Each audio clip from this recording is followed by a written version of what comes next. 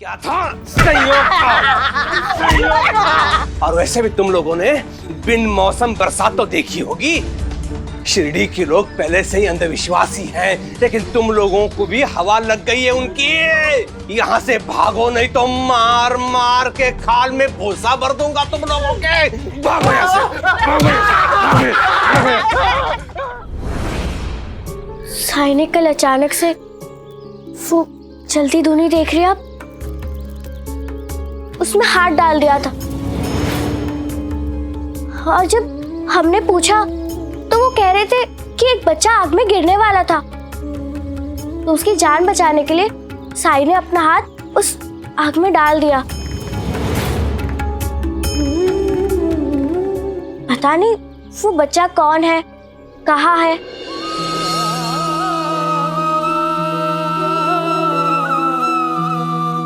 मतलब तुम सच कह रही थी शुभदा, साई ने ही हमारे बच्चे को बचाया है।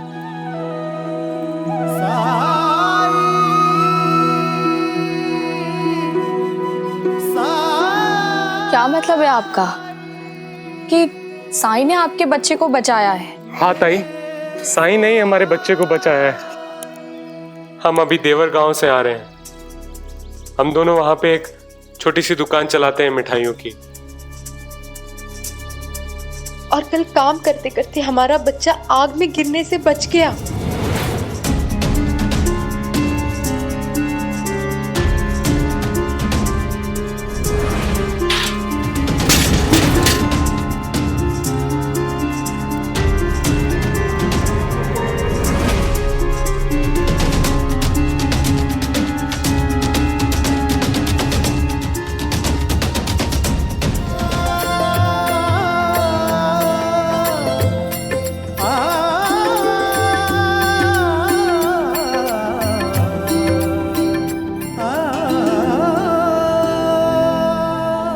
मुझे इसकी बातों पर बिल्कुल विश्वास नहीं हुआ, पर जब हमारे गांव के पंडित जी से मिले और वहां चंदन गिरने से साईं का नाम अंकित हुआ, तब शुभदा जबरदस्ती मुझे यहाँ शिरडी में आपके पास ले आई।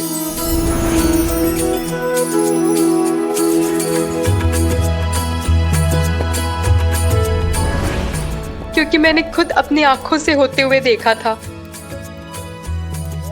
इसलिए मैं आपसे मिलना चाहती थी। आपने मेरे मुन्ने को एक नया जीवन दिया है साई, अब आप ही उसे अपना आशीर्वाद दीजिए। लाओ, बच्चा मुझे दो।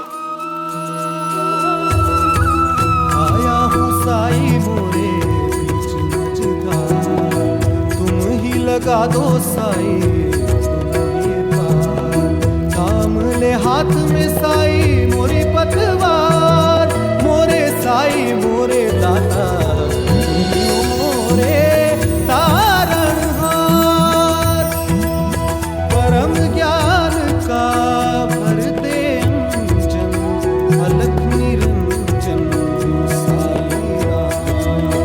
अज्ञान तिमिर से घिरा भयंकर, ज्योति शुभंकर साई राम। ओम साई ओम साई ओम साई। साई, आपका जला हुआ हाथ तो बिल्कुल ठीक हो गया, एक भी चोट का निशान नहीं हाथ पे।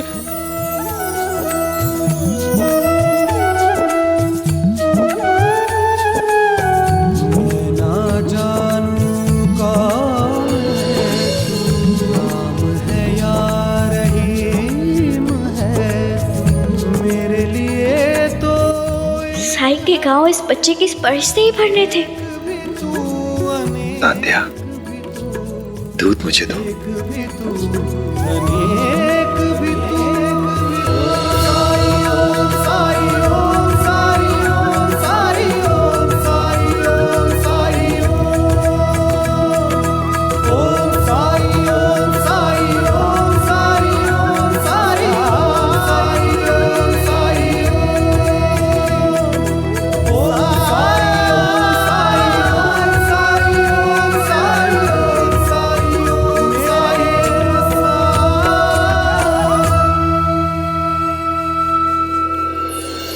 अगर साई एक इशारा कर देंगे ना तो पूरा गांव खड़ा हो जाएगा आपकी मदद करने के लिए।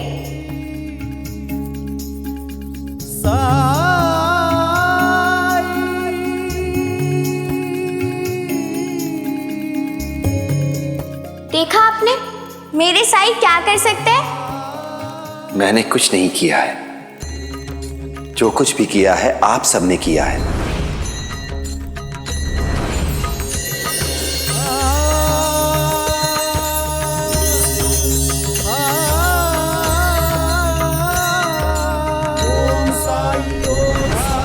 अब मुझे समझ में आया साईं को पूरी शिरडी क्यों मानती है।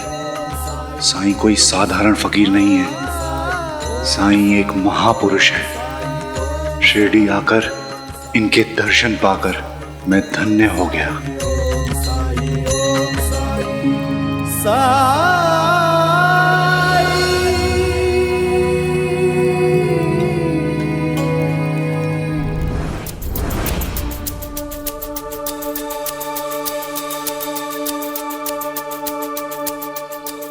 सुनिए जी, अभी भी समय है।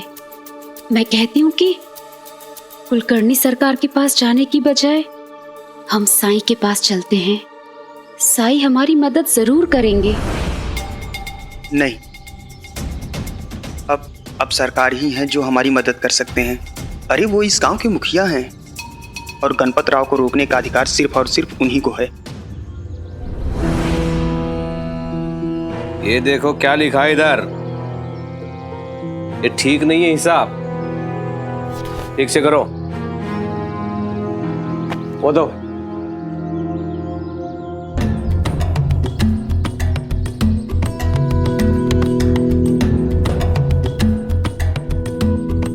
चलो।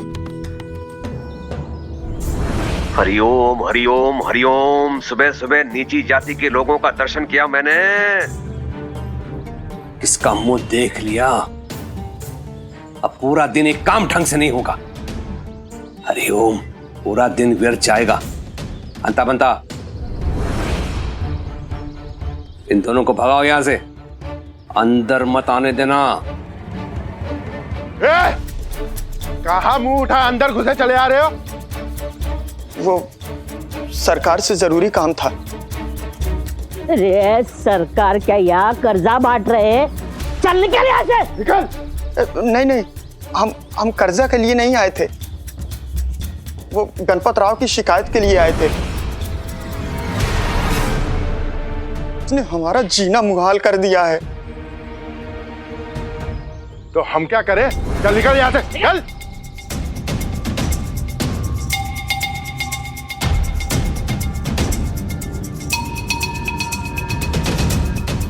लगता है गणपत राव के खिलाफ कुछ ठोस मिलने वाला है मुझे। रुक जाओ।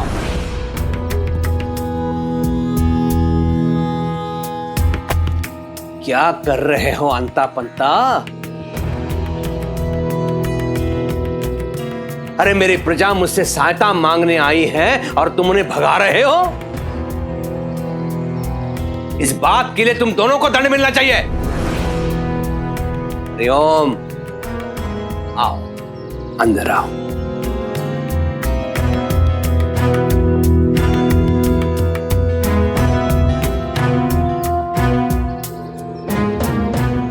बताओ क्या बात है? गणपत राव हमारे घर आया था सरकार, हमारी बेटी को ले जाने के लिए।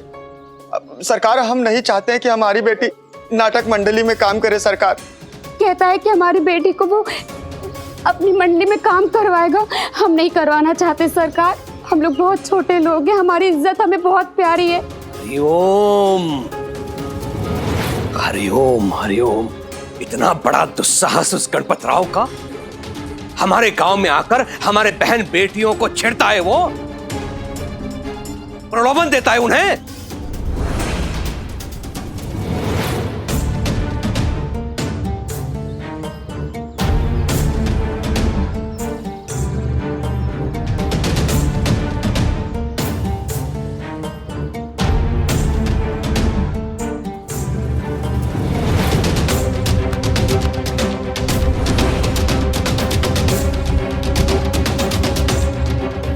सरकार ये नीची जात वाले लोगों को हाथ क्यों लगा रहे?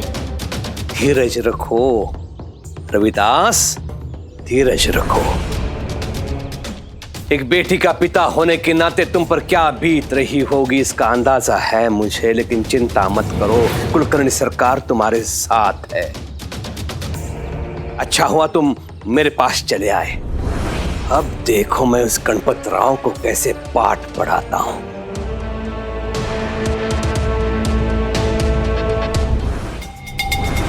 इस गांव का मुखिया होने के नाते ये मेरा कर्तव्य है कि गांव में कोई भी दुष्ट प्रवृत्ति के लोग ना रहे।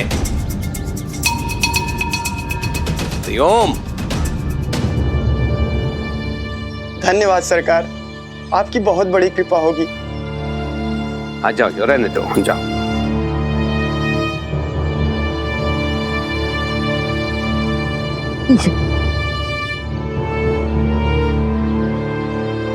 हाँ, जाओ जाओ। अरे मूर्खो, देख क्या रहे हो? गंगा जल लेके आओ, जल्दी से जाओ। अब पवित्र हो गया मैं, अपवित्र, दूर हटो मुझसे, अपवित्र हो गया मैं। हरिओम हरिओम हरिओम। दो हाथ पे दो जल्दी। हाँ,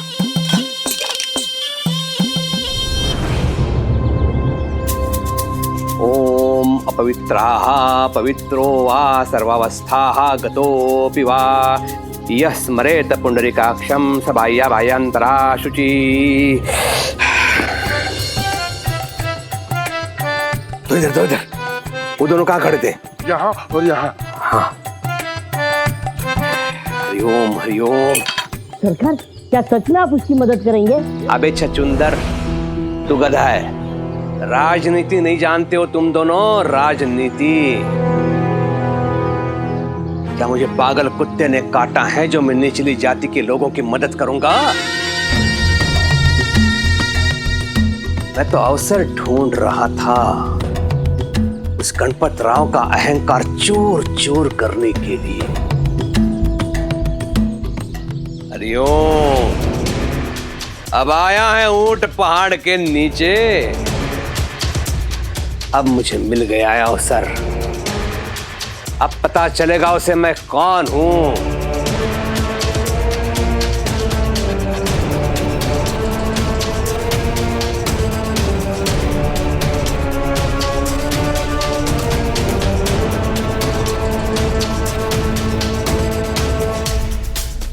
हरिओम। जी सरकार। सुनो, लठैतों की जरूरत पड़ेगी तुम लोगों को, लेके जाओ। जी सरकार। जी सरकार। हरिओम हरिओम। पिताजी तो नीचता पर उतर आए हैं। मैं गणपत राव जी जैसे कलाकार के साथ पिताजी को कोई अनर्थ नहीं करने दूंगा, और इस काम में केवल साईं ही मदद कर सकते हैं। मुझे उनके पास जाना चाहिए।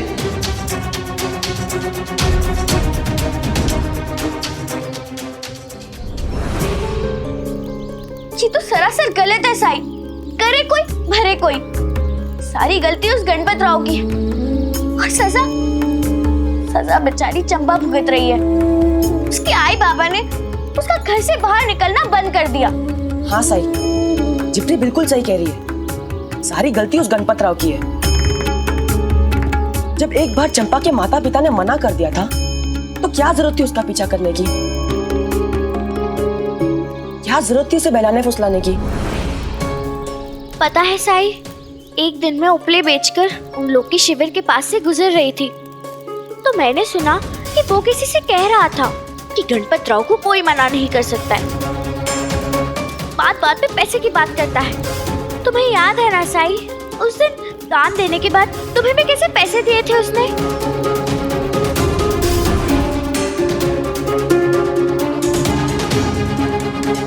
जरूरत के वक्त काम आएगा।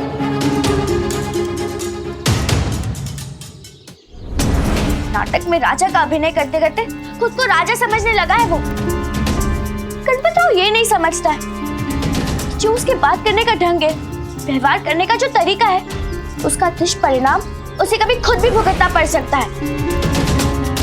मेरे हिसाब से उसे आज तक ऐसा कोई नहीं मिला जो उस पर बीस पड़े।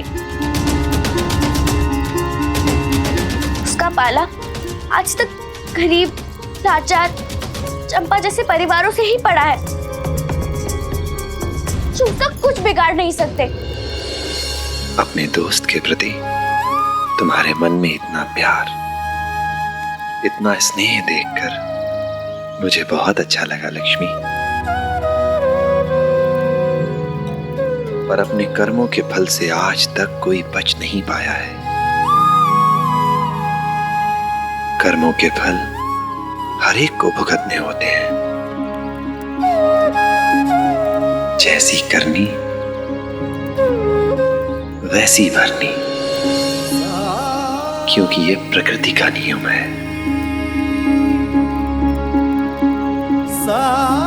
अल्लाह मालिक।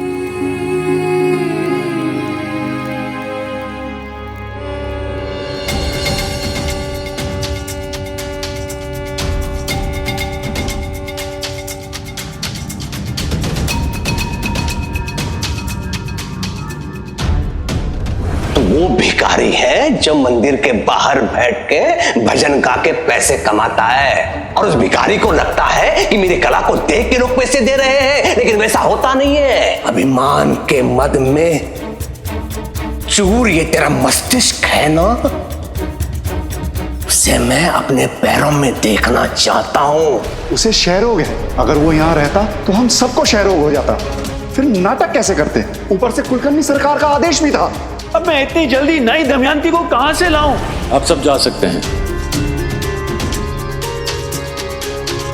तुम एक आदमी नहीं ढूंढ सके जो दमयंती बन सके। मेरी बेटी कोई तमाशे वाली नहीं है कि आपके नाटक में आके काम करेगी। बड़ा है नाटक में अभिनय करने का मौका देने वाले। जाइए यहां से आप।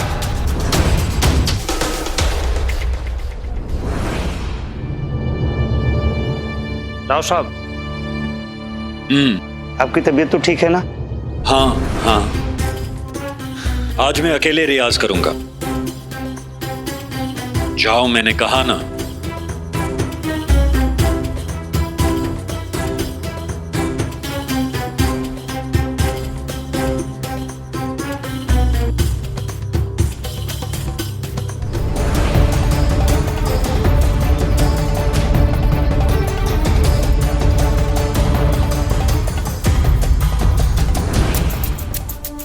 अरे रुको, कहां जा रहे हो?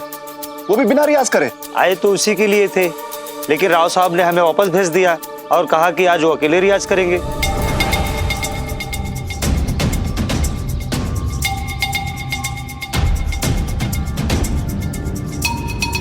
अच्छा, तो अब समझा। ये गणपत की पुरानी आदत है, जब भी उसका मन अशांत होता है अकेले बैठकर राग मल्हार गाता है। अभी उसको अकेला छोड़ देना ही ठीक रहेगा। जाओ आप सब। जी।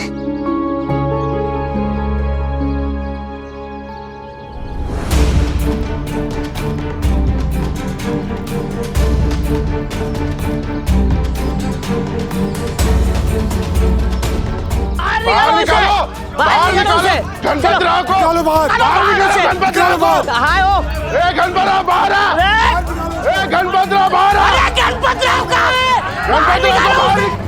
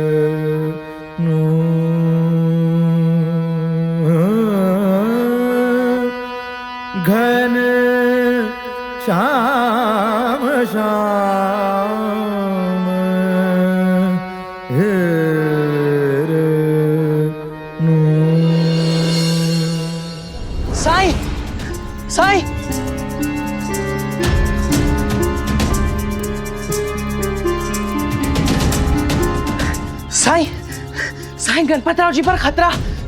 वो पिताजी। केशव पहले आराम से सांस ले लो, फिर बोलना।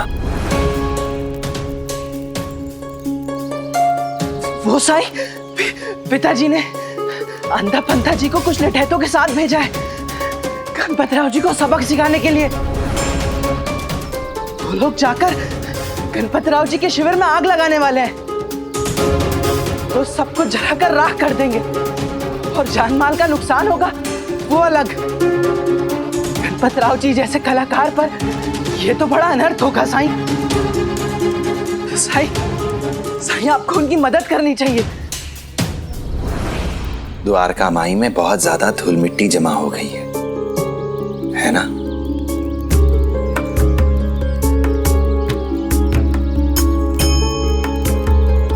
हाँ साईं, लेकिन आप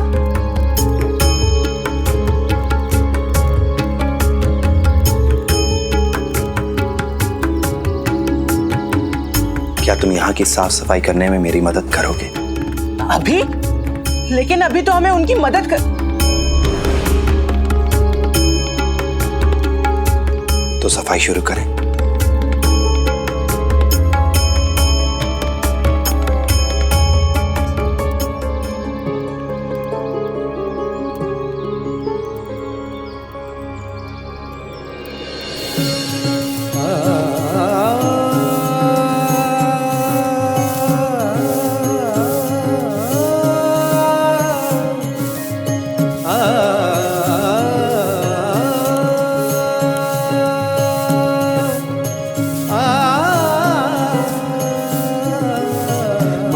साई के क्या है कौन जान पाए। ओम साई ओम साई। निकालो बाहर, बाहर निकालो उसे। बाहर निकालो उसे। बाहर निकालो उसको, बाहर निकालो। चुप के बैठा है गणपतराव। निकालो उसको। पता नहीं गणपतराव ने कौन सा नया कांड कर दिया। अब आप लोग शांत हो जाइए। राव साहब अभी रियाज कर रहे हैं, उसके बाद आप लोग। भाड़ में गया तुम्हारा राव साहब और उसका रियाज। तुम लोग यहाँ पे नाटक करने आए हो या गांव के लड़की को बहलाने या फुसलाने? बोलो। बाहर निकालो उसे। निकालो उसे बाहर। कृपया शांत हो जाइए। जैसा आप लोग समझ रहे हैं वैसा नहीं है। मैं पूरी बात विस्तार से समझाता हूँ। अरे कुछ नहीं सुनना चाहते हम। चुपचाप गणपतराव को बाहर निकालो, वरना तुम्हारा ये जो सारा तामझाम है ना उसमें आग लगा देंगे। आग फिर ना रहेगा बांस ना बजेगी बांसुरी। आग लगा देंगे। देखिए गणपतराव से जो भी गलती हुई है उसके लिए मैं उनकी तरफ से माफी मांगता हूँ। माफी कुछ नहीं। गणपतराव ने जो किया है ना उसकी हड्डी पसली एक करने आए हैं हम। देख क्या रहे हो? जाओ उसे बाहर निकालो। रुकिए।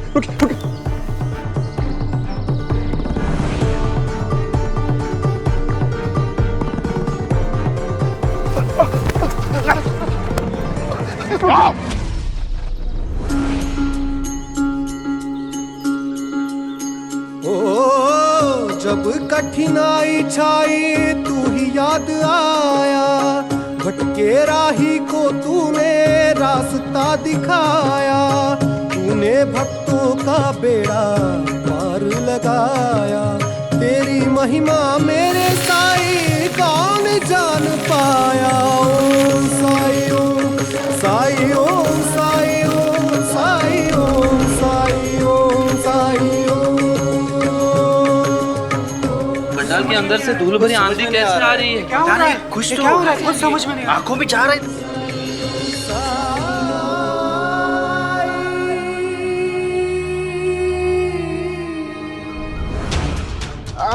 क्या हुआ? कुछ दिखाई नहीं दे रहा है। अचानक से आंखों में धूल चली गई है।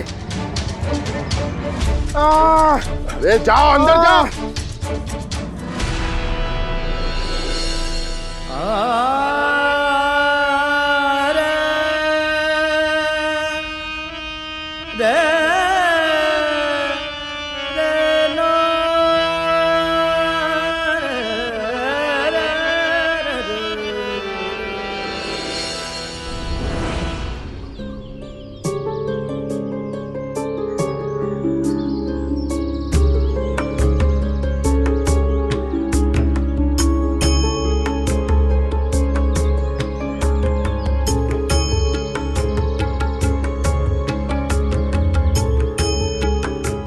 साईं, ये झाड़ू आपने बीचों बीच क्यों रख दी?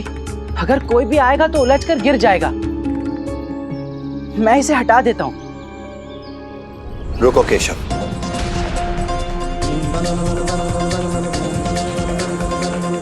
अभी इसे यहीं रहने दो।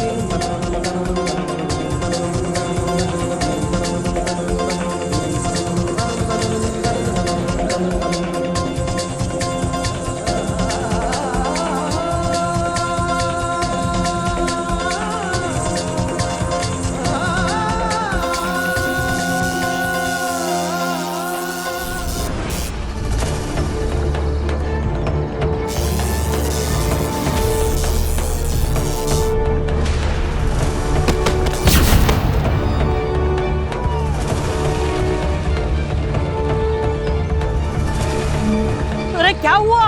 यहाँ पे कुछ झटका लगा। अरे अगर तुम लोग अंदर नहीं जा पा रहे हो तो जला दो सब कुछ। हाँ, लगा दो आग, जला दो सब कुछ। जला दो।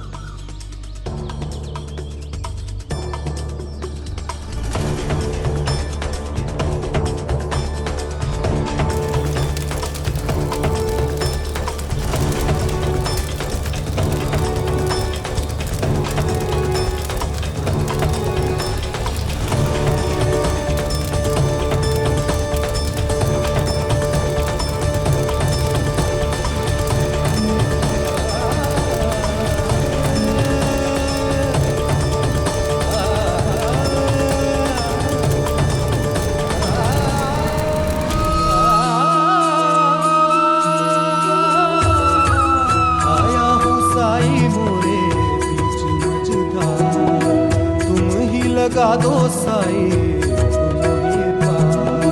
थाम ले हाथ में साई मोरे पतवार, मोरे साई मोरे दाता तुम ही हो मोरे तारणहार।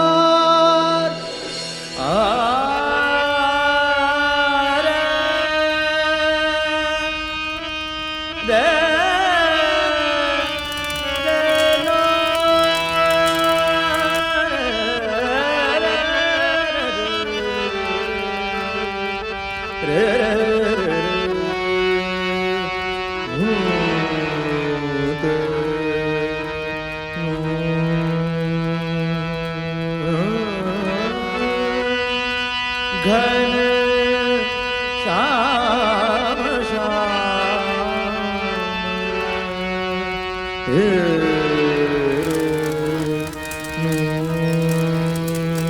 परम ज्ञान का भर दे अंजन, अलख निरंजन साई राम। घन श्याम श्याम है गगन में, घन श्याम श्याम है गगन में, घन श्याम श्याम है गगन में, घन श्याम है छाए मन में, घन श्याम है छाए मन में, घन श्याम श्याम है गगन में। अज्ञान तिमिर से घिरा भयंकर, ज्योति शुभंकर साई राम। ओम साई ओम साई ओम साई ओम साई ओम साई ओम साई ओम।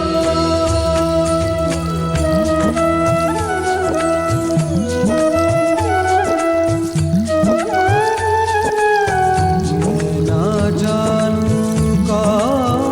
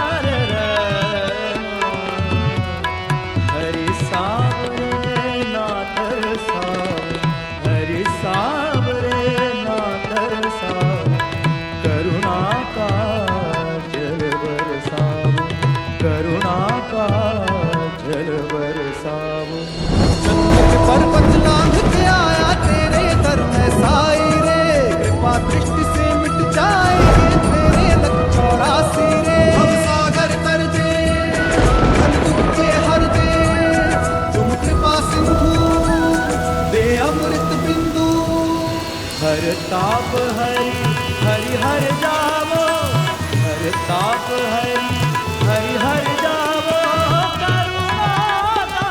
अरे बंद कराओ उसका गाना, इतना गला फाड़ के क्या गा रहा है वो? राव साहब राग मल्हार गा रहे। क्या ये वही राग मल्हार तो नहीं जिसे सम्राट तानसेन गाते ही बारिश होने लगती थी?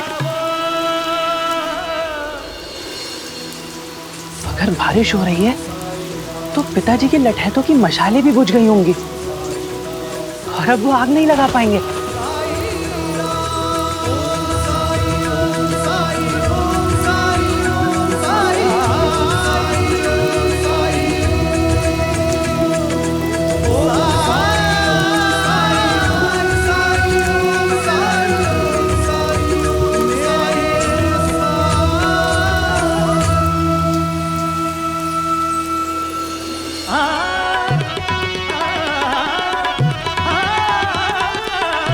हाँ, ये वही राग है। इसका मतलब ये कोई साधारण गायक नहीं है।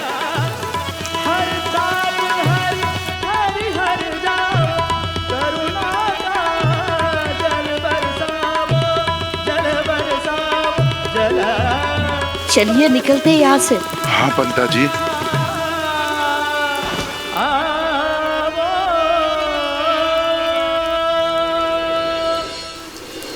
साईं, ये धूल, ये पानी, वो झाड़ू, मतलब आपने यहीं से गणपतराव जी की मदद की है ना साईं?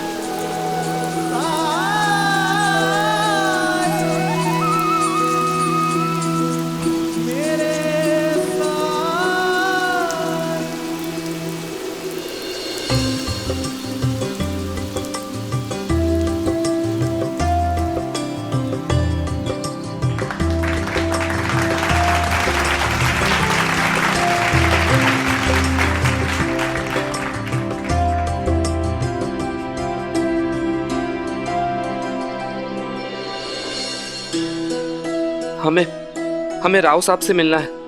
कृपा करके आप उन्हें बाहर बुलाइए। उन्हें समझने में हमसे भूल हो गई। वो तो महान गायक है।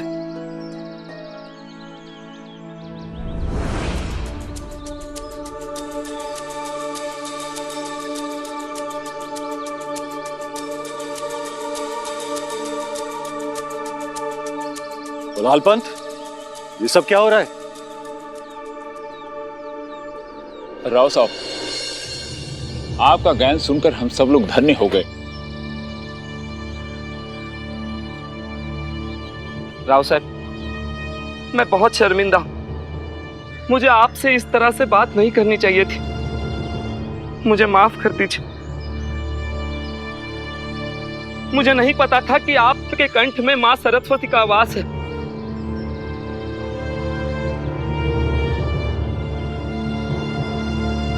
गीत संगीत तो ईश्वर की कृपा से आपको आशीर्वाद के रूप से मिले। मुझे माफ कर दीजिए।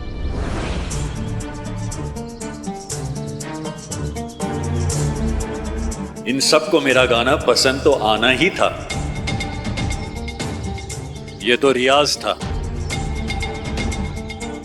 जब मैं दर्शकों के सामने गाता हूं, उस समय तुम लोगों को मुझे सुनना चाहिए। रियाज से ही बारिश कर दी। अगली बार क्या होगा ये देखने के लिए सब्र नहीं है हमारे पास। हाँ सुना? चलो मेरे साथ, मैं बताता हूँ सारी बात। चलो आओ।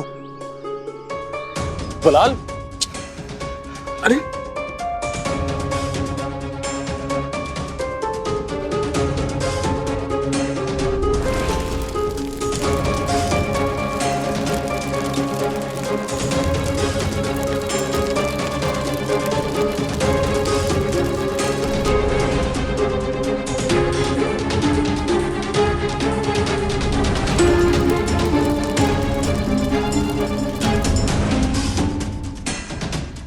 चंपा के पिताजी ने शिकायत की थी।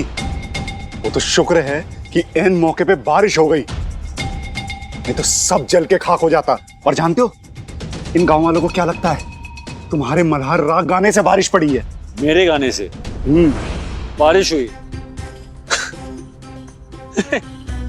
तानसेन की गायकी से बारिश होती थी और भगवान जाने वो भी सच है या फिर कोई अफसाना। भगवान के लिए अपना मुंह बंद रखो। जिस गलतफहमी में ये गांव वाले हैं, इन्हें उसी में रहने दो। कम से कम इस चक्कर में हमारा कोई जान माल का नुकसान तो नहीं होगा। मैं तो चकित पे चकित हूँ यहाँ के लोगों से। विश्वास भी नहीं हो रहा कि कोई मेरे प्रस्ताव से इतना नाराज हो सके कि जाके मेरी शिकायत कर ले। चंपा का पिता कहाँ है?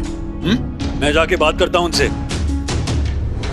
अब तो समझ जाओ गणपत, क्या अब भी तुम्हारी समझ में नहीं आया कि चंपा के पिताजी उसे हमारे नाटक में काम करने की अनुमति नहीं देंगे। अगर दोबारा बात करने की कोशिश की तो मामला और बिगड़ जाएगा। इस बात को स्वीकार कर लो कि यहाँ हमें हमारी दमयंती नहीं मिलेगी। हमें शिरडी छोड़ के जाना होगा। जाना होगा? मतलब हार स्वीकार कर लो? कुलकर्णी सरकार से लगाई हुई शर्त को भूल जाओ। आज हमारा तंबू जलते जलते बचा है। ये तो एक चमत्कार हुआ जिसके कारण हम सब सलामत हैं। लेकिन अब हम और जोखिम नहीं उठा सकते। गणपत, इस बात को जितना जल्दी स्वीकार कर लोगे उतना ही हम सब के लिए ठीक रहेगा।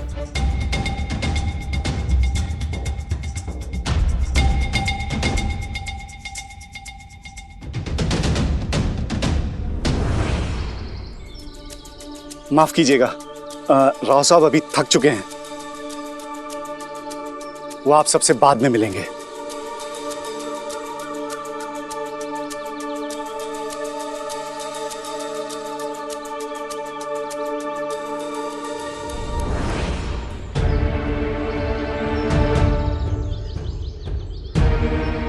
पहले भी आसमान में बादल का नामो निशान नहीं था और अब भी नहीं है।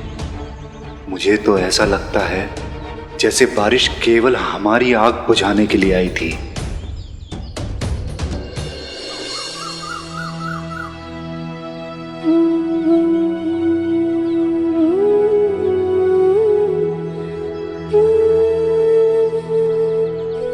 राम जी भला करें। साईं, आपसे एक सलाह लेनी थी। कहो रविदास। मैंने चंपा को कभी बेटी की तरह नहीं पाला। मैंने उसे कभी किसी बंदिश में नहीं रखा। तुम्हारी इस बात की मैं हमेशा सराहना करता हूँ। साईं, चंपा को बचपन से ही गाने का शौक है और इसके लिए मैंने उसे कभी मना भी नहीं किया। लेकिन साईं, इसका ये मतलब तो नहीं कि मैं उसे नाटक मंडली में काम करने की अनुमति दे दूं।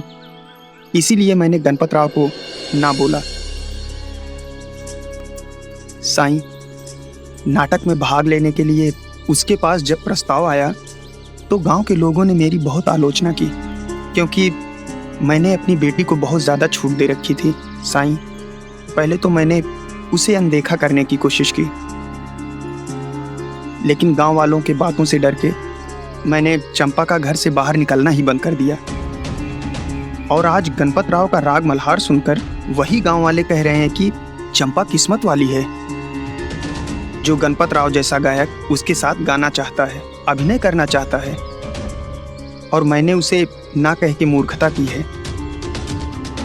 अब साईं, आप ही बताइए, हम करें तो क्या करें? मुझे नहीं पता था रविदास कि तुम्हें भी यही बीमारी है। बीमारी? क्या हुआ साईं? क्या बीमारी है चंपा के बाबू को? संसार का सबसे पुराना रोग। क्या कहेंगे लोग।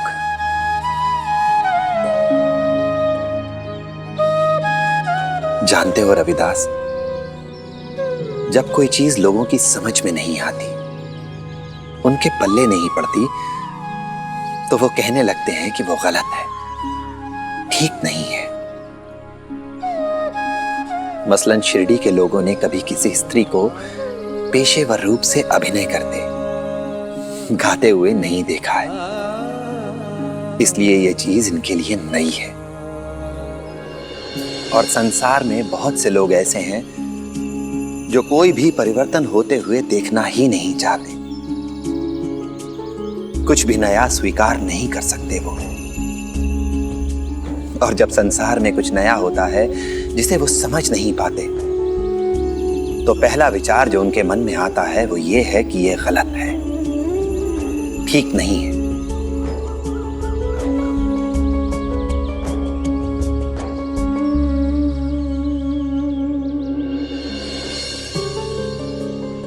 लेकिन तभी एक इंसान आता है और कहता है कि गणपत राव पर सरस्वती का आशीर्वाद है, और फिर वही लोग जो आपकी आलोचना कर रहे थे आपकी प्रशंसा करने लगते हैं,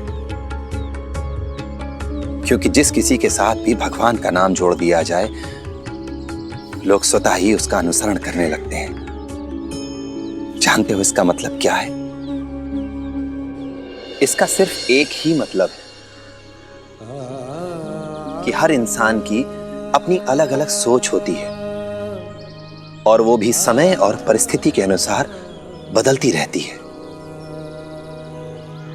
अगर हम सभी की सोच को सुनते रहेंगे, उसके बारे में विचार करते रहेंगे, तो कभी कोई जोखिम नहीं ले पाएंगे, कोई विकास नहीं होगा, कोई प्रगति नहीं होगी।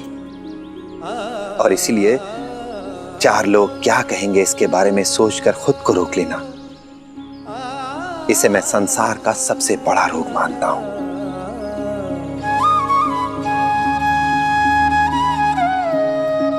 संसार क्या कहेगा, समाज क्या कहेगा, इसके बारे में सोचने से पहले तुम्हें यह सोचना चाहिए कि तुम्हारे परिवार के हित में क्या है, तुम्हारे परिवार की भलाई किसमें है।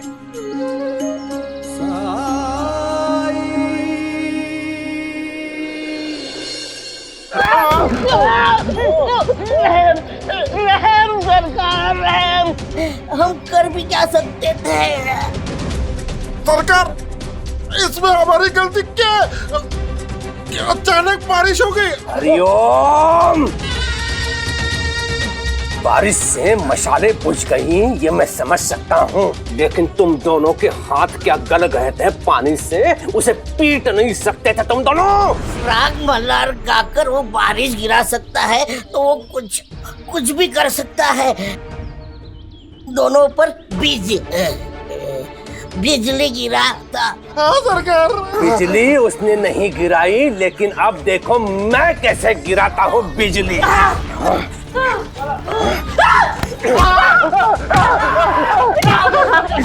बिजली वो संयोग था। क्या था? संयोग था। और वैसे भी तुम लोगों ने बिन मौसम बरसात तो देखी होगी। शिरडी के लोग पहले से ही अंधविश्वासी हैं, लेकिन तुम लोगों को भी हवा लग गई है उनकी। यहाँ से भागो नहीं तो मार मार के खाल में भूसा भर दूंगा तुम लोगों के। भागो यहाँ से, भागो यहाँ से।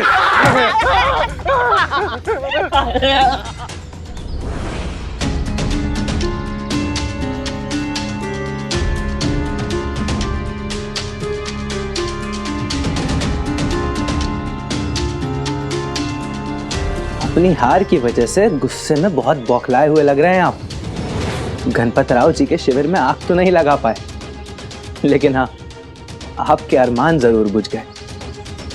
साईं ने कहा था सच्चाई की हमेशा जीत होती है, और आज मैंने ये देख भी लिया।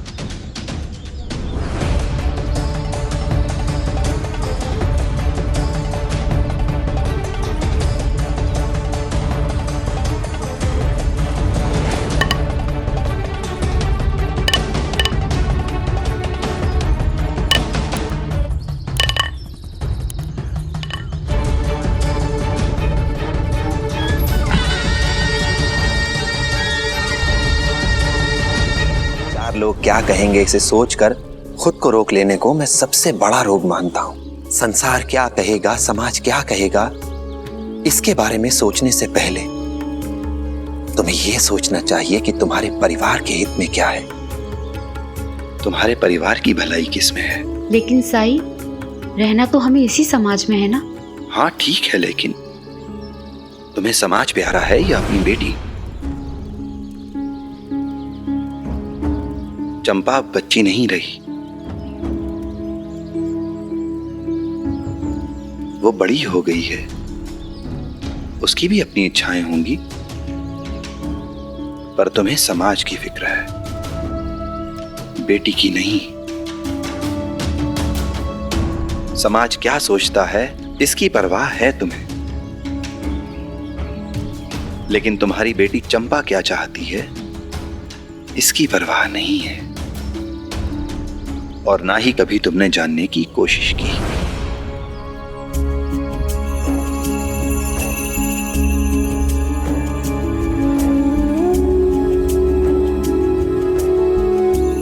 चंपा कहाँ है? चंपा,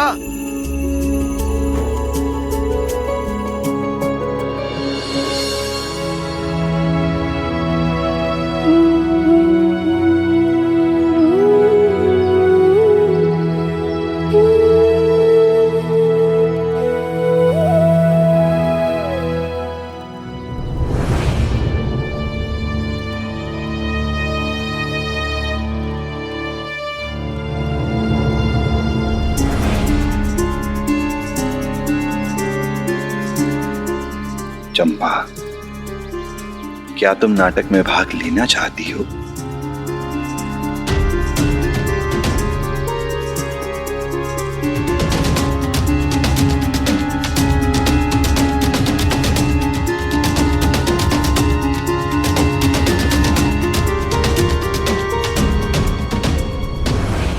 थोड़ी देर के लिए भूल जाओ कि तुम्हारे आई बाबा यहां हैं।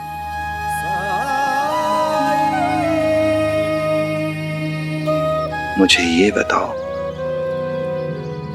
कि तुम नाटक में अभिनय करना चाहती हो या नहीं?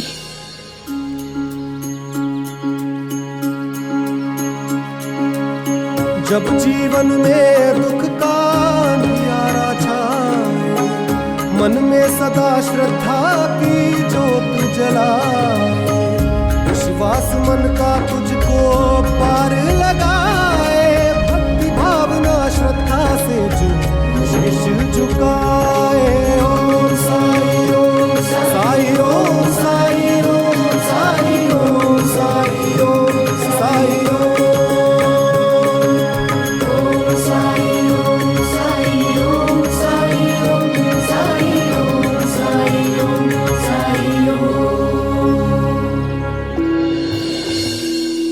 जी साई, गाने में मुझे बहुत सुकून मिलता है। नाटक में कितने सारे गाने थे। मैंने सुना है कि हर नाटक में नए नए गाने होते हैं, जिसका मतलब ये कि मुझे बहुत सारे गाने सीखने को मिलेंगे। वो राग मल्हार जिसके बारे में सब चर्चा कर रहे थे, मैं वो गाना चाहती हूँ।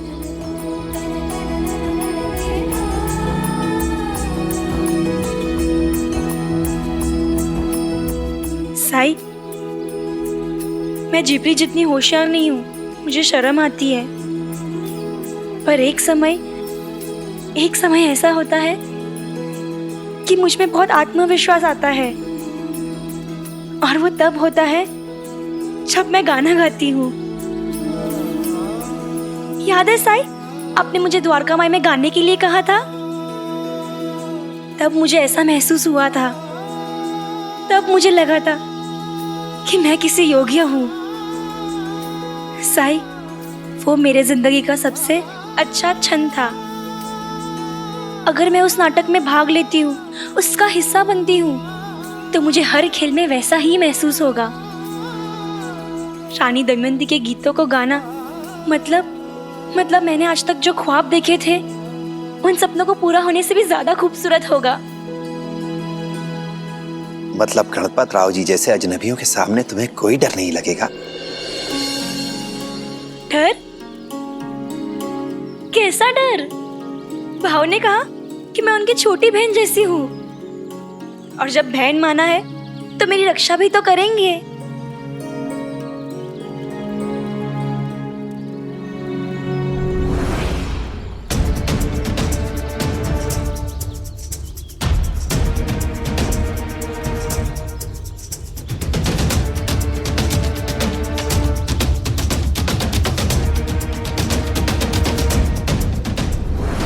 आई बाबा,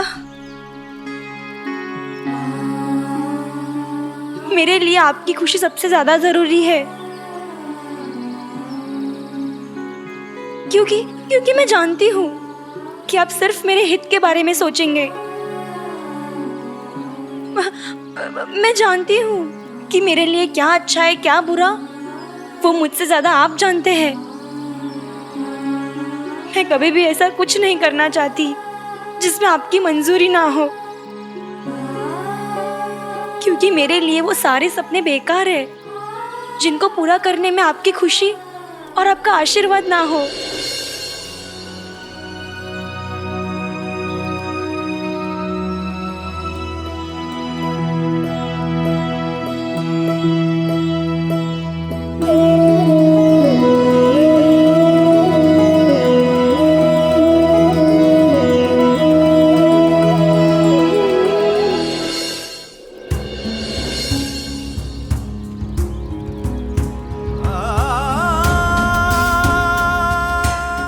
बेटी, गीत संगीत और नाटक के प्रति तुम्हारा इतना रुझान था, लेकिन तुमने मुझसे एक बार भी नहीं कहा, इसलिए कि कहीं हमें बुरा ना लगे। तुम्हें हमारी इतनी फिक्र है और एक हम है कि तुम्हें घर में कैद कर दिया, तुम्हें बाहर निकलने से मना कर दिया। मैंने तुम्हारे साथ बहुत बड़ा पाप किया है। मैं अच्छा बाबा नहीं हूं।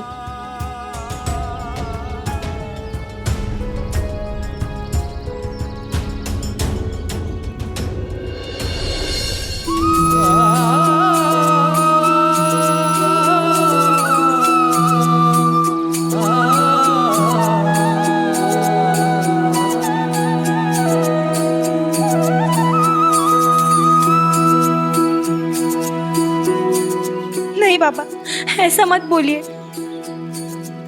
आप दुनिया के सबसे अच्छे बाबा हैं। नहीं, मैं अच्छा बाबा नहीं था, लेकिन मैं अब अच्छा बाबा बनना चाहता हूँ। मैं गणपत राव से खुद बात करूंगा।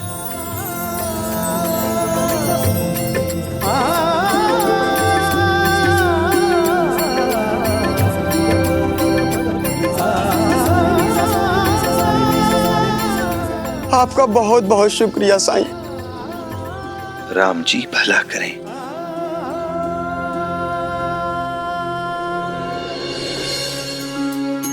ओ सुख दुख आने जाने हैं और साए, बाबुराए मनवा तेरा लज न जाए। मन में आशा के दीपक बुझने ना पाए, सुबह फिर से आएगी समझाए।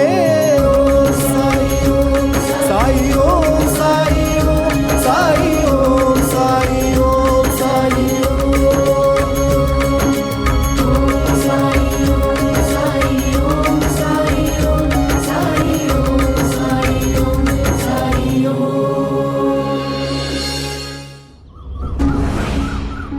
अब आप सबसे बंबई में मुलाकात होगी अगले महीने। जब तक शायद रानी दमयंती की भूमिका के लिए कोई नया कलाकार मिल जाए हमें। वैसे अगर आप लोगों की नज़र में कोई हो तो उसे साथ बंबई ज़रूर ले आइएगा। चलिए, राम राम।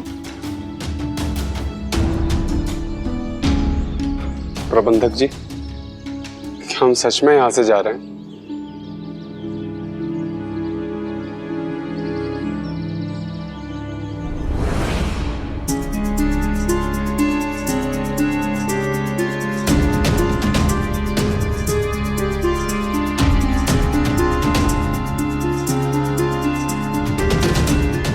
पहली बार हमें इस तरह बीच में ही नाटक का मंचन छोड़ के जाना पड़ रहा है, वो भी उस कुलकर्णी की वजह से। गणपत, तुम परेशान मत हो, हमें हमारी रानी दमयंती शहर में मिल जाएगी। हम वापस आएंगे यहाँ और फिर देखना तुम्हारा नाटक कैसा चलेगा। आएंगे, जरूर आएंगे।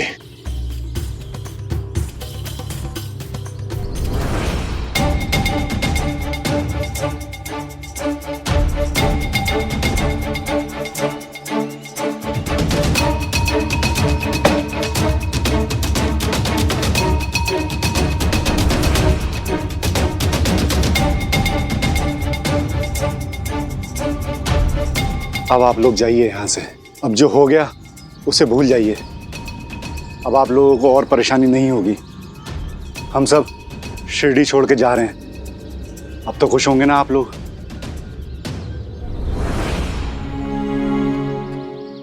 आप हमें गलत समझ रहे हैं। हम तो यहाँ इसलिए आए हैं कि हम राजी हैं। चंपा आपके नाटक में काम करेगी।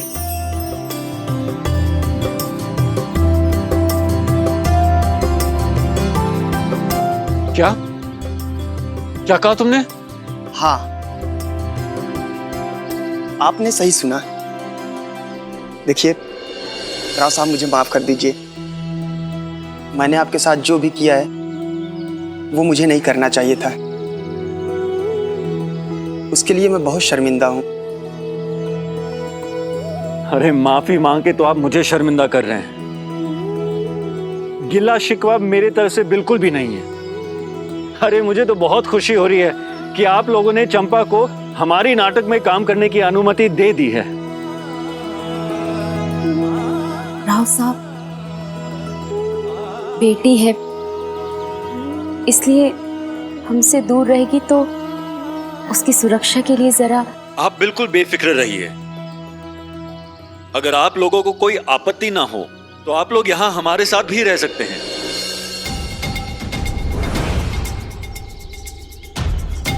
ये क्या कर रहे हो तुम? ये लोग तो बगल वाली बस्ती में रहते हैं। इन लोगों के यहाँ पर आने से 3 और लोगों का खाना पीना रहना सबका खर्चा बढ़ जाएगा। तुम चुप रहो यार। देखिए, आप लोगों को किसी भी चीज की चिंता करने की जरूरत बिल्कुल भी नहीं है। हाँ, आप लोग गवाह होंगे कि कैसे गणपत राव अपने कलाकारों के साथ पेश आता है, कैसे गणपत राव सबकी छोटी सी छोटी जरूरतों का ख्याल रखता है। और चंपा तो हमारे नाटक की नायिका है। उसके लिए बेहतरीन कपड़े, पौष्टिक भोजन और उम्दा किस्म के श्रृंगार की वस्तुएं होंगी। और चंपा को यह एहसास होगा कि वो ना केवल रानी दमयंती की भूमिका निभाएगी बल्कि उसके साथ रानी दमयंती की तरह रहेगी भी। पहली बार किसी नाटक में एक स्त्री ही एक स्त्री की भूमिका निभाएगी। रविदास, ये नाटक इतिहास रचेगा, इतिहास। और मैं इस इतिहास को हर प्रकार से सुरक्षित और सुशोभित रखूंगा। आप लोगों को कुछ कागजात पे हस्ताक्षर या अंगूठा लगाना होगा। हमारी नाटक मंडली का नियम है, चंपा को आपने अपनी इच्छा से अनुमति दी है हमारी नाटक मंडली में काम करने की, बस इसलिए। जी जरूर। मुझे तो बहुत खुशी हो रही है कि आखिर में आप दोनों ने हमारी बात मान ली। अब देखना, चंपा का भविष्य बहुत उज्जवल होगा। नहीं राव साहब, मैंने कुछ नहीं किया राव साहब। वो तो साईं ने हमें रास्ता दिखाया।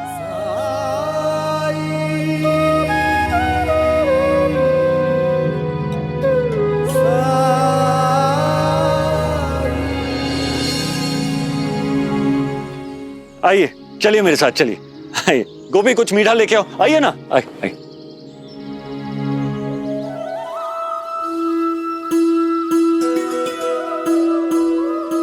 एक बार फिर साईं ने हमारी मदद की।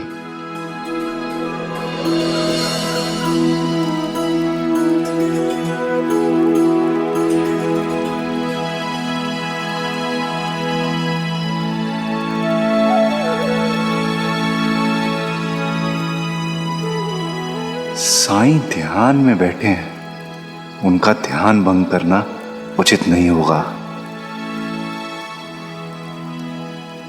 बिना मिले जा रहे हो बल्लाल?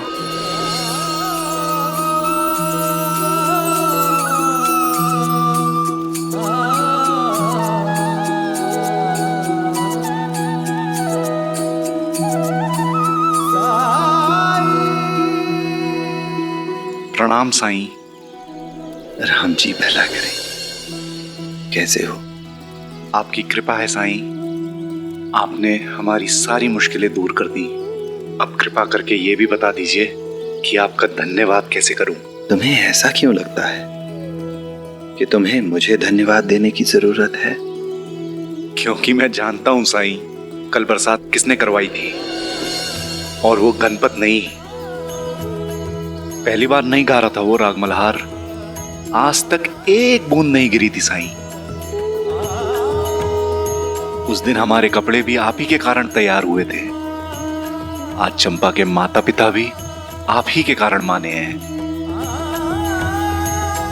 साईं, आप हमेशा अपना समर्थन हमें देते रहे हैं, हमेशा हमारी मदद की है, वो भी बिना मांगे या बिना हमारी जानकारी में लाए। चंपा, ये तुम्हारे गुरुजी हैं। ये तुम्हें अभिनय सिखाएंगे। नमस्ते गुरुजी।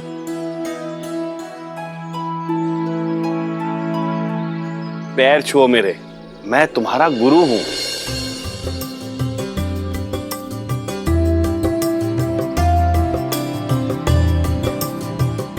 तुम पर मां सरस्वती का आशीर्वाद सदैव बना रहे।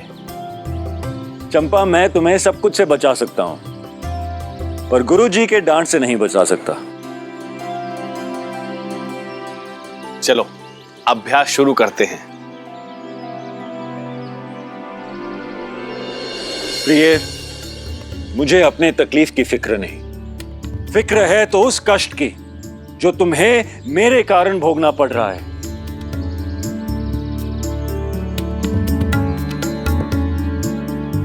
ये आप किस अपराध का दंड दे रहे हैं स्वामी? क्या ये संभव है कि आपको जंगल में भटकने के लिए छोड़कर मैं अपने माता पिता के घर सुख से रहूं? प्रिय गणपतराव, रुको। चंपा, तुम रानी हो, रानी, दासी नहीं। इसलिए रानी की तरह अपनी चाल डाल रखो, उसकी तरह अपना व्यवहार रखो, तन कर चलो गर्व के साथ, और फिर अपने संवाद बोलो।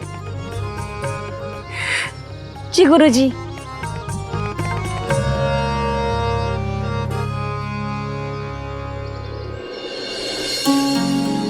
रुकिए जी। लाइए, इसे मैं बना देता हूँ। आपको आता है कारीगरी का काम? हाँ। अरे वाह, जी शुक्रिया।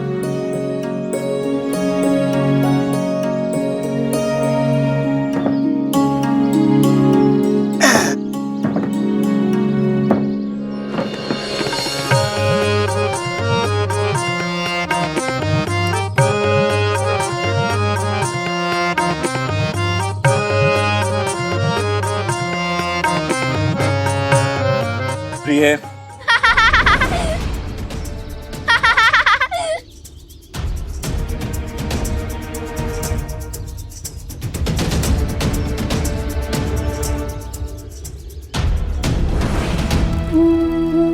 अब मैं आश्वस्त हूं कि हमारा नाटक निश्चित ही सफल होगा, क्योंकि आपका आशीर्वाद जो है। लेकिन इसका अर्थ ये नहीं कि तुम असावधान हो जाओ, लापरवाह हो जाओ। तुम्हें अब और भी सावधानी बरतने की जरूरत है, क्योंकि खतरा अभी टला नहीं है।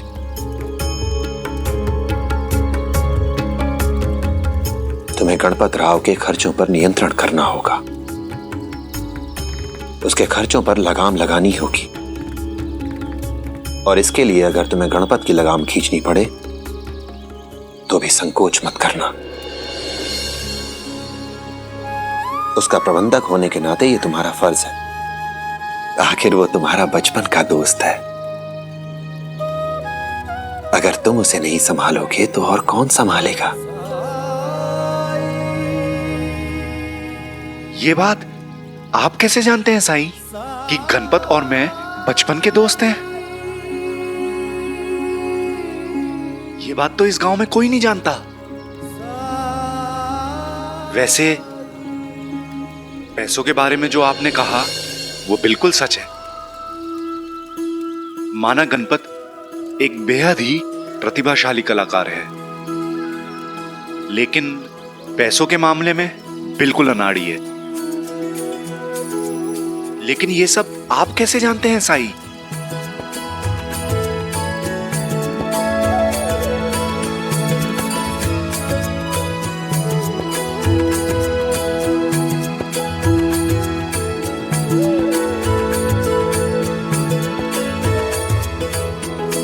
तुम मुझे ना जानो, पर मैं तो सबको जानता हूं।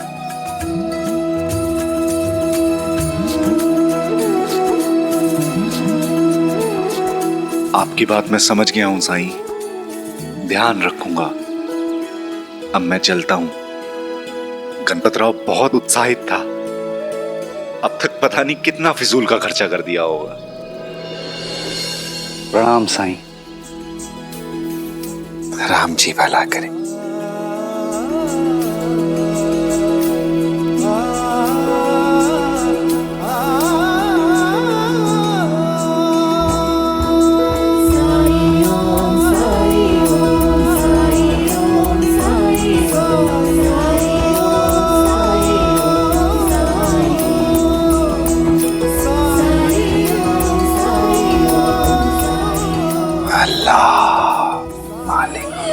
बच्चों अभी नहीं, अभी हम अभ्यास कर रहे हैं। बाद में आओ। ठीक है। अब क्या वो हमारा अभ्यास देख सकते हैं? वो मेरे दोस्त है। जरूर, जैसा तुम चाहो, लेकिन आवाज बिल्कुल भी नहीं आनी चाहिए, ठीक है?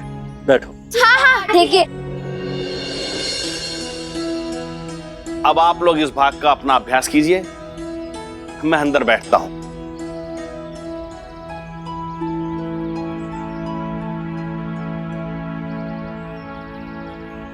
गोपी। जी राव साहब। ये बच्चे हमारे पहले दर्शक और मेहमान हैं। जाओ, इनके लिए सूखे मेवे लेकर आओ। काजू, किशमिश, बादाम, बर्फी सब मिलाकर लाओ। जी जरूर।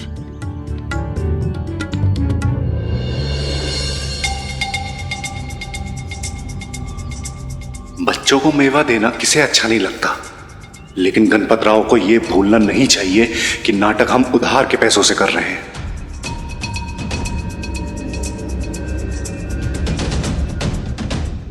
चंपा, अब मेरा भाग है, तुम बैठो और गौर से देखो।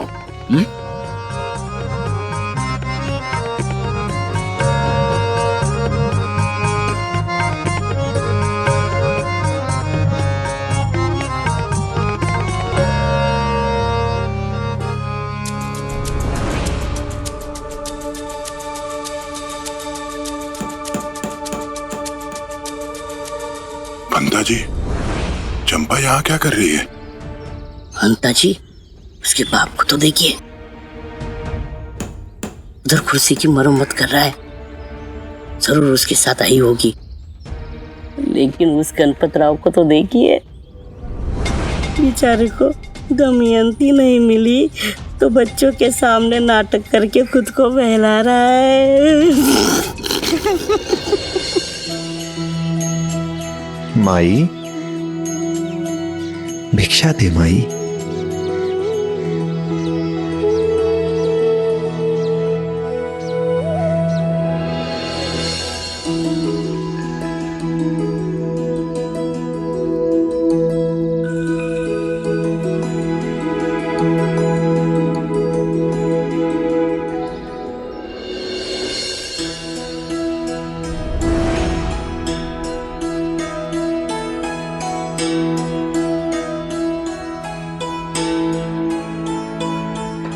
लीजिए।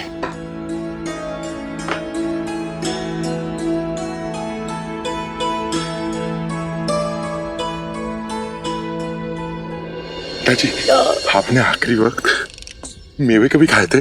2 महीने पहले। और काजू बर्फी? उसके और 3 महीने पहले अंता जी। मत रोइए, मत रोइए, मत रोइए।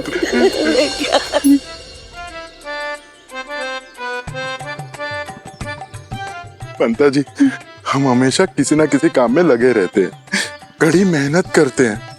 हमें भी हक है अच्छे से अच्छा खाना खाने का। चलिए पंता जी, बाजार जाते हैं और पेट पूजा करते हैं।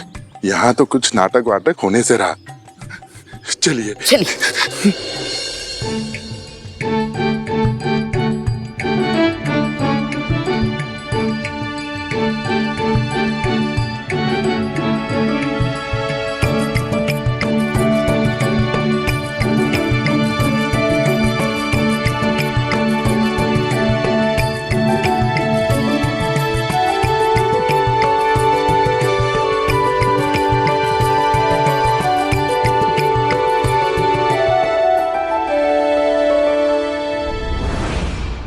मल्हारी, इसमें तो बादाम भी है।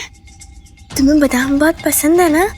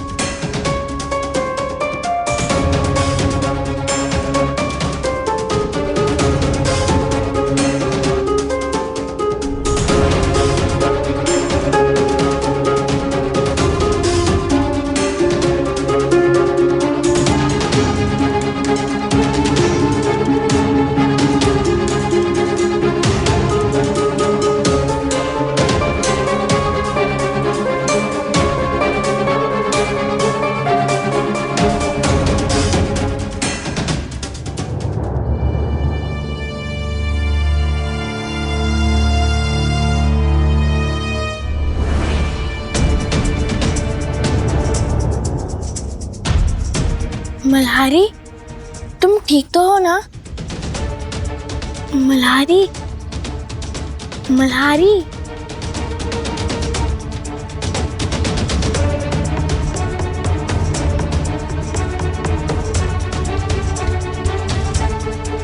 मल्हारी,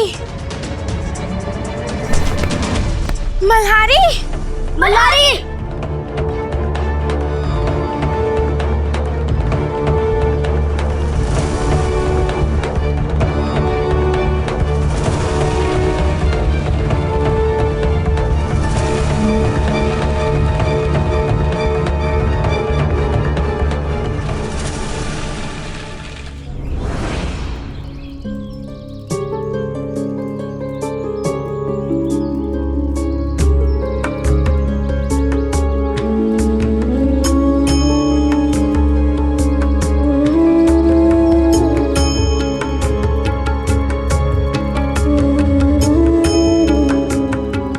साईं, इसकी आंखें पीली क्यों हैं? कहीं से पीलिया तो नहीं? नहीं मालसपति जी,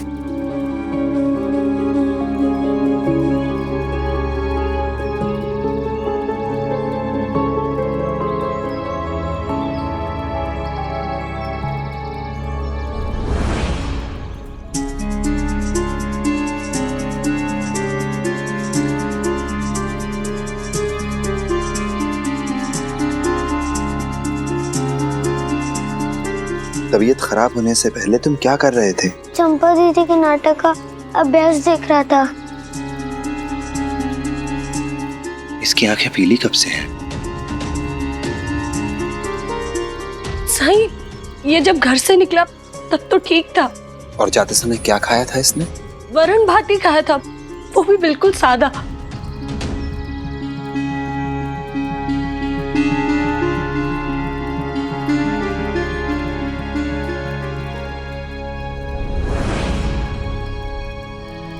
तुम्हारी जेब में क्या है?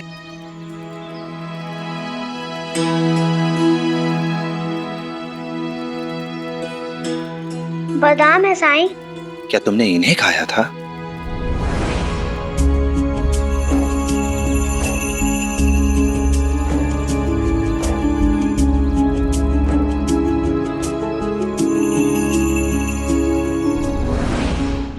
अधिक मात्रा में बादाम खाने से मल्हारी की तबीयत खराब हुई है।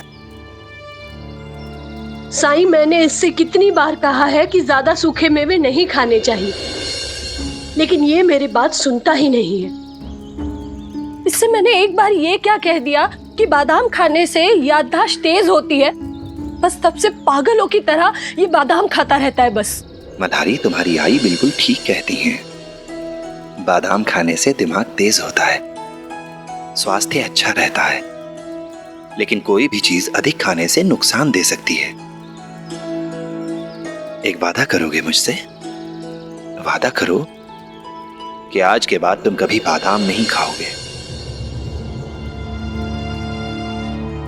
नहीं साईं, मुझे तो बादाम पसंद है, तो मैं कैसे छोड़ दूं? मल्हारी, साईं जो कह रहे हैं उसे मानो। तुम्हें पता है ना, साईं जो भी कहते हैं हमारी भलाई के लिए कहते हैं। वचन दो साईं को, दो। महालसा पति जी, बच्चों से जोर जबरदस्ती से नहीं बल्कि प्रेम से पेश आना चाहिए। अगर आप मल्हारी को यह सिखाना चाहते हैं कि उसके लिए क्या सही है और क्या गलत, तो आपको प्यार से बात करनी चाहिए, क्योंकि भय से तो केवल भय ही समझ में आता है, और भय से लाया गया परिवर्तन कभी स्थायी नहीं हो सकता।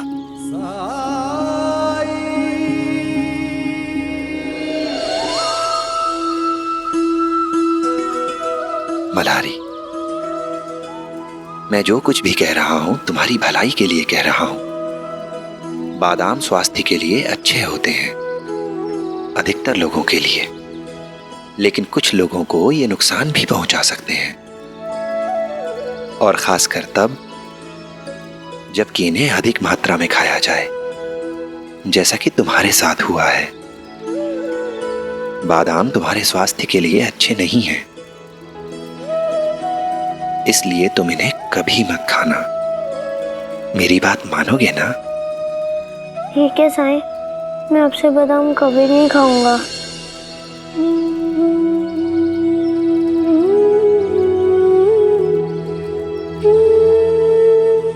शाबाश, बहुत अच्छा बच्चा हो तुम।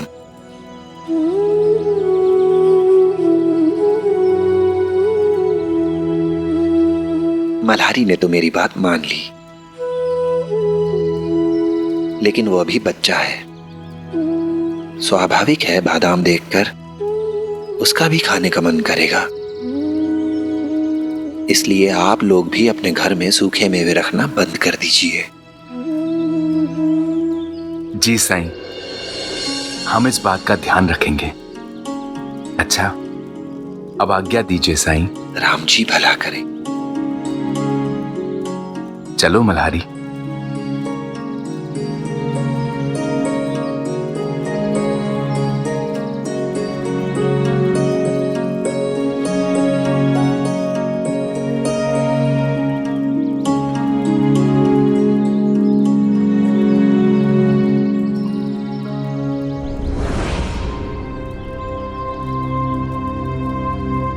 साईं, क्या अभी मल्हारी कभी बादाम नहीं खा पाएगा? उसे बादाम खाना बहुत पसंद है, ये मैंने खुद देखा है। कुछ सवालों के जवाब सिर्फ वक्त और किस्मत के पास होते हैं। उसकी आंखों का पीलापन ठीक हो जाए, फिर देखते हैं। साईं, इसमें कोई घबराने वाली बात तो नहीं है ना? मल्हारी की जान को खतरा तो नहीं है ना? कहा ना, कुछ सवालों के जवाब केवल किस्मत और समय के पास होते हैं।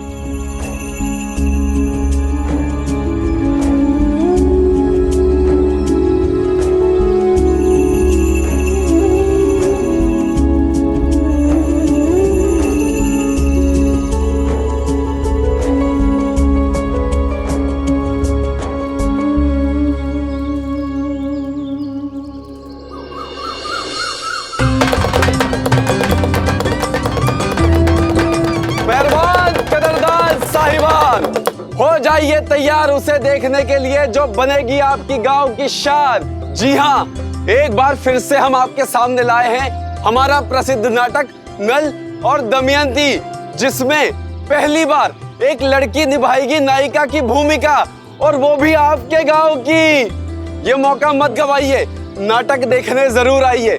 समाज बदल रहा है और इस बदलाव के साक्षी बन जाइए।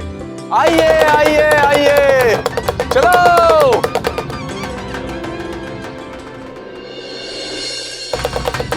ये चंपा है।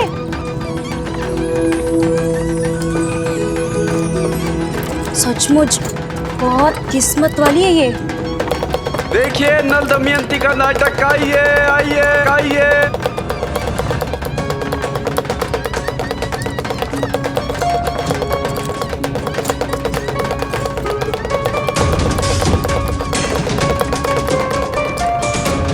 अंता जी, ये लड़की की तस्वीर जानी पहचानी सी लग रही है। अरे हाँ अंता जी, ये तो चंपा की तस्वीर है।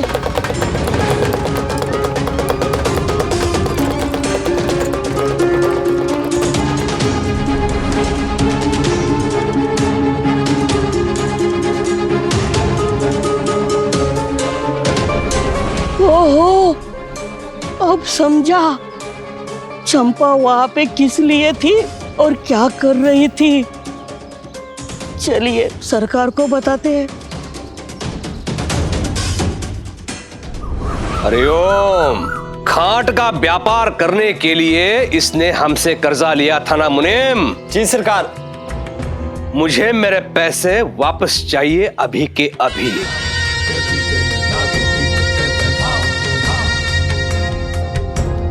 लेकिन सरकार, इस महीने का ब्याज और किस्त मैंने अदा कर दिए सरकार। जब वो सब पता है मुझे, शेष राशि मांग रहा हूं मैं। लेकिन सरकार, इतने पैसे मैं कहां से लाऊंगा? मुनीम, इसने अपना घर गिरवी रखा था ना हमारे पास।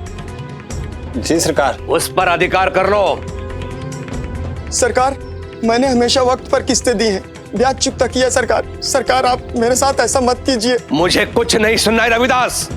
वो मेरे पैसे हैं, मैंने तुम्हें दिए थे और वो मैं कभी भी मांग सकता हूं।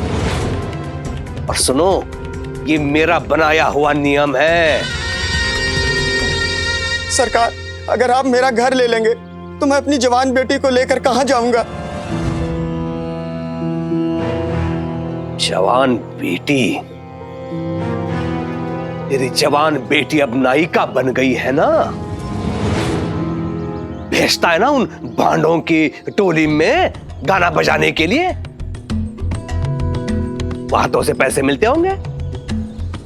मदद मांगने आया था तू मुझसे, लेकिन तूने मेरे शत्रु के साथ हाथ मिलाया।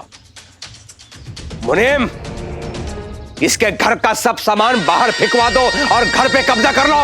सरकार, मुझसे गलती हो गई सरकार, मुझे माफ कर दीजिए सरकार। सरकार, मैं बेघर हो जाऊंगा। सरकार, आप जो कहेंगे सरकार मैं वही करूंगा। सरकार। चंपा को गणपतराव की मंडली से बाहर निकालो। सरकार, और कुछ करने के लिए कहिए मुझसे। मैं ऐसा नहीं कर सकता सरकार। सरकार, अगर मैंने ऐसा किया तो वो मुझ पर मुकदमा कर देंगे सरकार, क्योंकि मैंने उनके अनुबंध पत्र पर अंगूठा लगाया सरकार कि चंपा उनका नाटक करेगी। सरकार। हरिओम हरिओम। जिससे डर रहे हो ना रविदास, उसी को अपना शस्त्र बना लो। सुनो,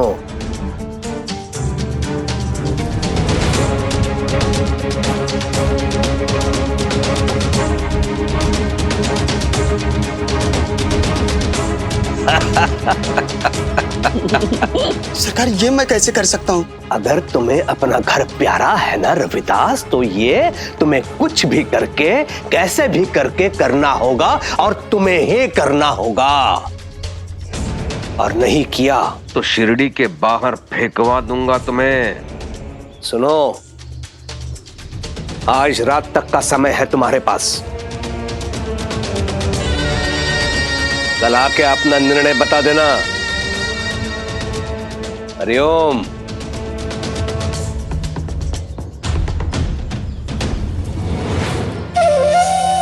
चलो जाओ यहां से।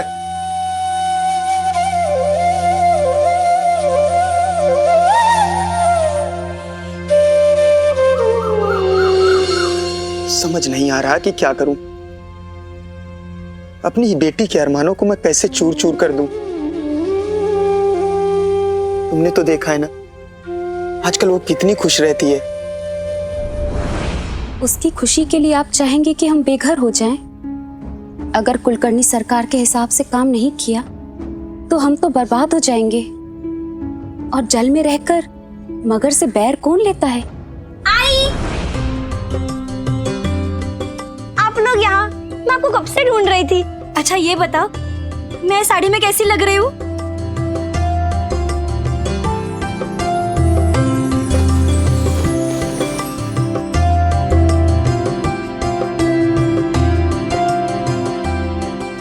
भाव ने उपहार में दी। बहुत अच्छी है, लेकिन तुझसे कम। क्या आई, कुछ भी कहती हो। मुझे तो बड़ी सुंदर लगी। अच्छा आई, मैं साई से मिलने जाऊं? ये सब उनकी कृपा से संभव हुआ है। नाटक शुरू होने से पहले मैं उनका आशीर्वाद लेना चाहती हूँ। जाओ जाओ।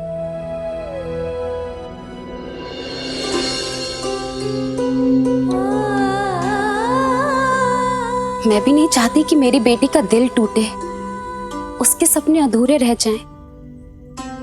लेकिन आप भी तो जानते हो सरकार के आगे किसकी चली है। इच्छा से या अनिच्छा से हमें उनकी इच्छा के अनुसार ही काम करना होगा। इसलिए आप कल उनके पास जाकर कह दीजिए कि उन्होंने जो कहा है हम उसके लिए तैयार हैं। हाँ, देखना ना भूलिए एक बार फिर नल दमयंती का नाटक आपके गांव में। आइए आइए आइए आइए आइए।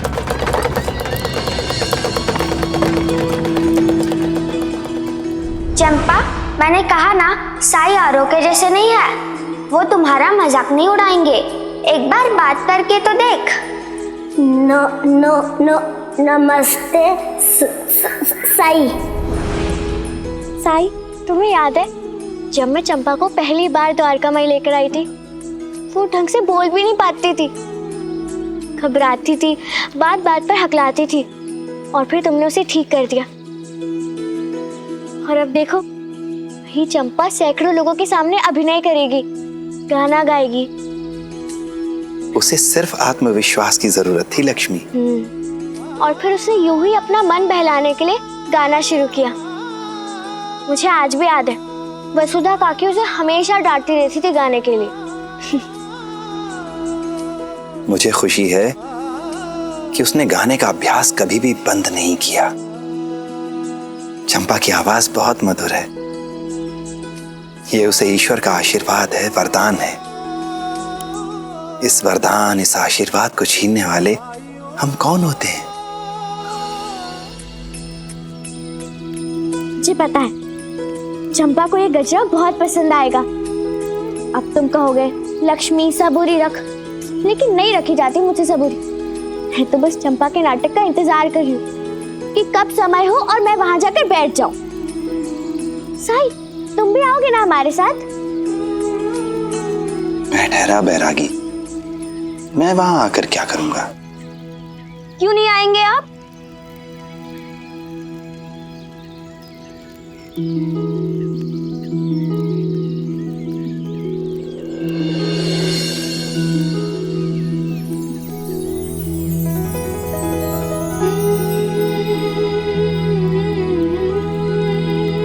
चंपा, तुम कितनी सुंदर लग रही हो। शुक्रिया। साई, आपको आना ही पड़ेगा। अगर आप नहीं आए तो मैं नाटक ही नहीं करूंगी।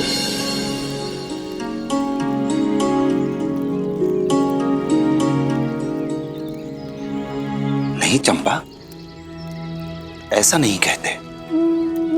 गणपत राव ने तुम पर भरोसा किया है, निर्भर है वो तुम पर। तुम्हारे बाबा ने जबान दी है, अनुबंध किया है उसके साथ, और जब तुमने हामी भरी है तो तुम्हें नाटक को सफल बनाने के लिए हर संभव प्रयास करना चाहिए। समझ रही हो ना मेरी बात? मेरे कहने का मतलब तो बस इतना है कि आप आएंगे मुझे अच्छा लगेगा कि आपका आशीर्वाद मेरे साथ है और मेरा हौसला बढ़ेगा।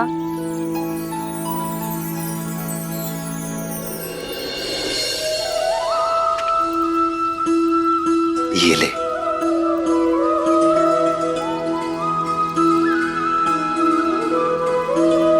ये लक्ष्मी ने बनाया है खास तुम्हारे लिए। इसमें मेरा आशीर्वाद और लक्ष्मी की शुभकामनाएं हैं। और रही बात हौसला बढ़ाने की, मेरे वहां आने की, तो मैं तो हर समय तुम्हारे साथ हूं।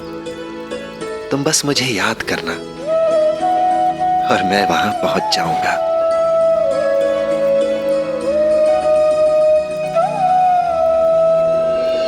इसे पहनकर मैं मंच पर नाटक करने जाऊंगी।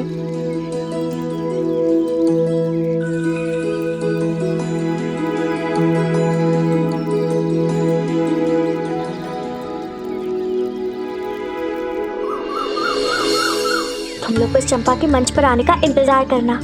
तुम्हें देखते ही लगेगा चंपा पिछली वाली दमयंती से लाख गुना बेहतर है। चलो चलो, प्रवेश शुरू हो रहा है। प्रवेश शुरू हो रहा है।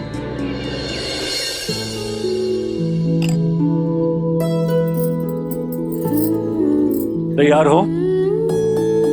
जी भाऊ। किसी भी तरह की कोई घबराहट या डर तो नहीं ना? बिल्कुल नहीं भाऊ।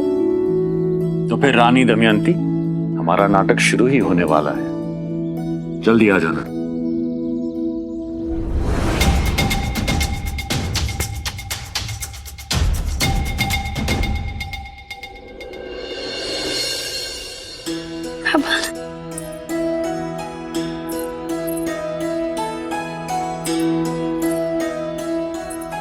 बाबा, मुझे इतना प्यार देने के लिए, इतना प्रोत्साहन और इतना आशीर्वाद देने के लिए धन्यवाद।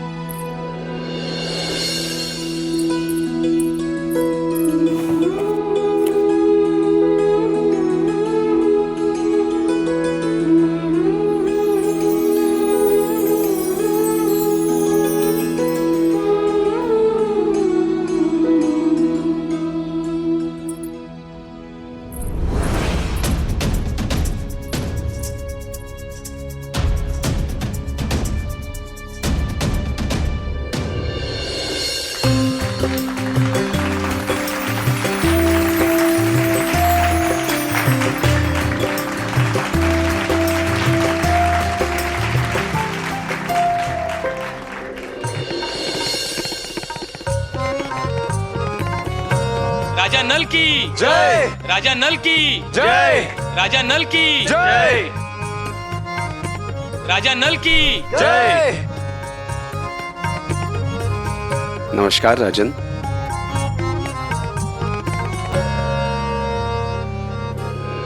यह आश्चर्य की बात है राजन, जो आप राजकुमारी दमयंती को नहीं जानते। वो संसार की सबसे सुंदर राजकुमारी है। उनके सौंदर्य की व्याख्या करने के लिए मेरे पास शब्दों की कमी पड़ गई है राजन। बस ये समझ लीजिए कि स्वर्ग की सबसे सुंदर अप्सराएं, मेनका, रंभा, उर्वशी, तिलोत्तमा, सब उनके समक्ष शर्म से झुक जाएं। अब देखना चंपा आएगी।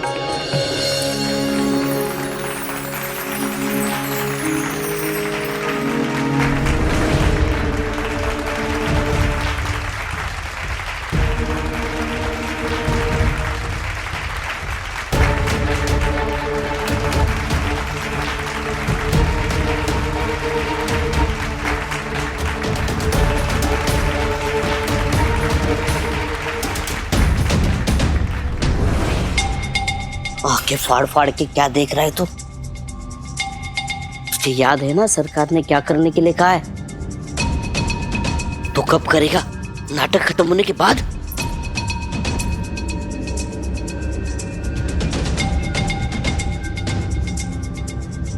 तब करूंगा जब चंपा मंच पर अकेली होगी। अभी थोड़ी ही देर में जंगल का दृश्य आने वाला है, तब चंपा अकेली होगी, तभी मैं अपनी योजना को अंजाम दूंगा।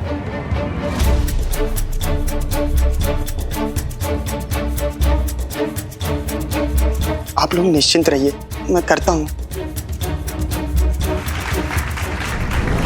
अब देख रहे ना, चंपा गाना गाएगी।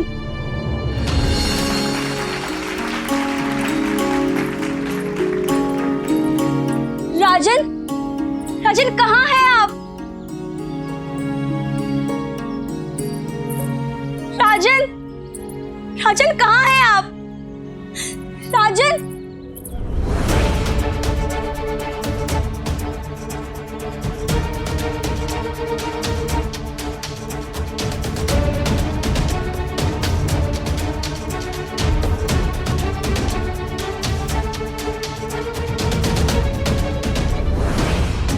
कैसी किस्मत है हमारी, अपनी ही बेटी की खुशियों पर ग्रहण लगा रहे हैं।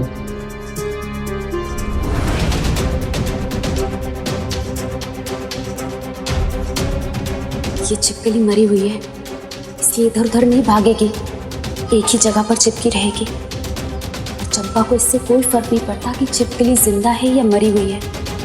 वो तो बस छिपकली देखकर बर्फ की तरह जम जाएगी।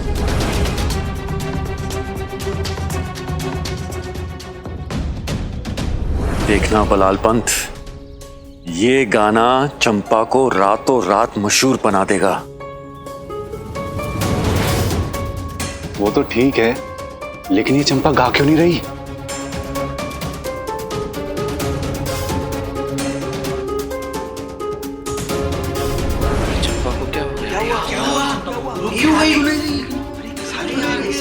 चंपा को क्या हुआ? अभ्यास में तो कितना अच्छा गा रही थी, ये अब चुप क्यों है? पता नहीं क्या हो गया उसे।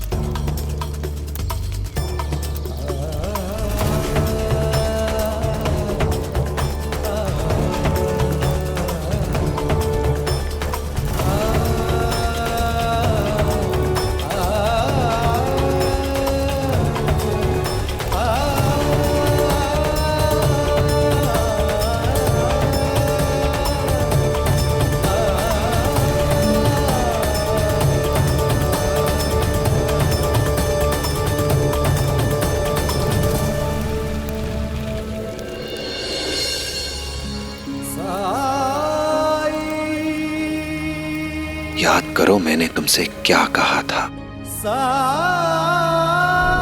मैं तो हर समय तुम्हारे साथ हूं, तुम बस मुझे याद करना और मैं वहां पहुंच जाऊंगा।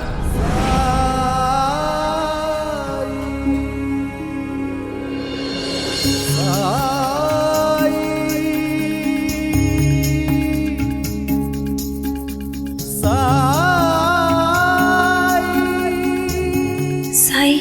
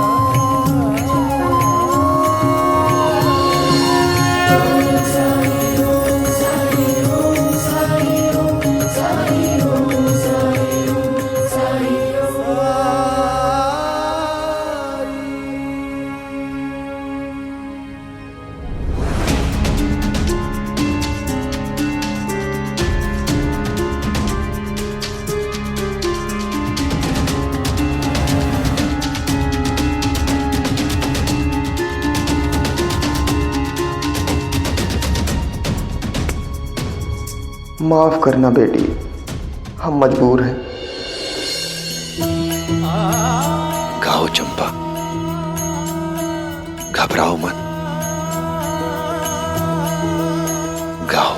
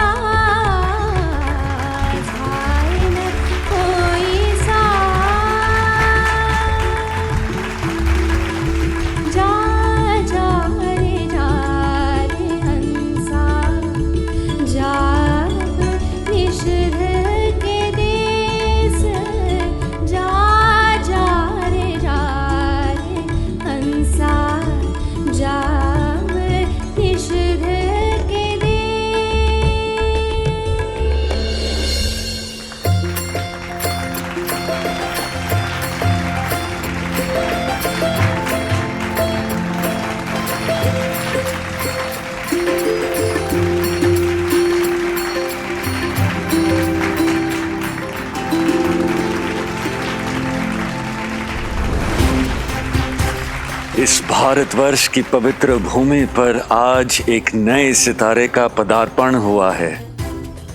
एक होनहार कलाकार का उदय हुआ है। अब मेरे नाटक को कामयाब होने से कुलकर्णी सरकार क्या, अंग्रेज सरकार भी नहीं रोक सकती।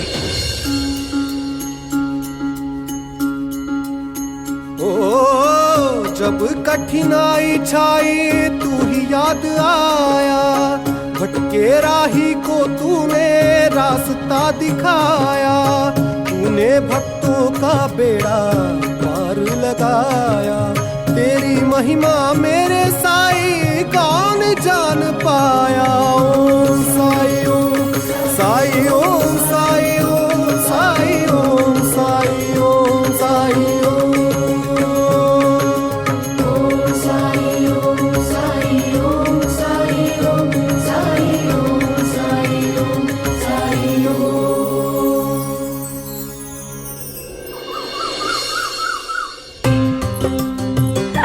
बाबा देखा आपने, लोगों ने मेरे काम को कितना सराहा। जब भी मेरे गीत और संवाद खत्म होते थे तब सब तालियां बजाते थे।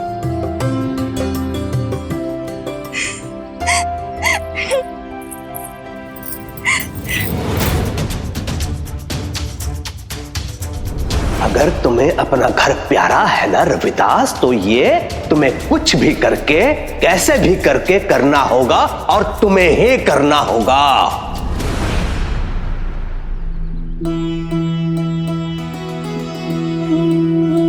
बाबा, पता है आज मैंने अपने सबसे बड़े डर पे विजय पाई।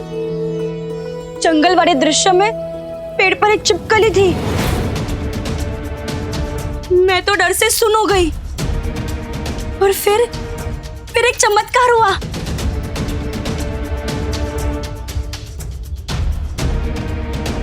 चमत्कार तो तुम्हारे मेरी नाटक मंडली में आने से हुआ है चंपा। सच में तुमने मुझे गौरवान्वित किया है। भाव, ये सब आपकी मेहनत और लगन का नतीजा है। वैसे मैंने ठीक तो किया ना भाऊ? ठीक तुमने तो कमाल कर दिया। इतनी तालियां आज तक मेरे किसी भी खेल में नहीं बजी। और तुम्हारे प्रदर्शन के लिए मेरी नाटक मंडली की तरफ से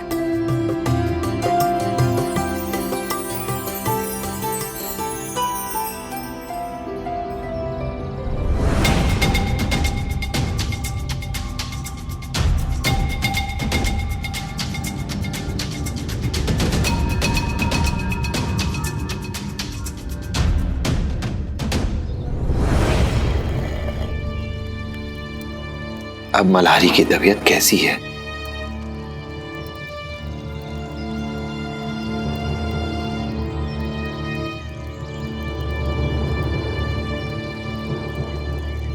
अब तबीयत तो इसकी ठीक है साईं, लेकिन कल से बहुत गुस्से में है ये।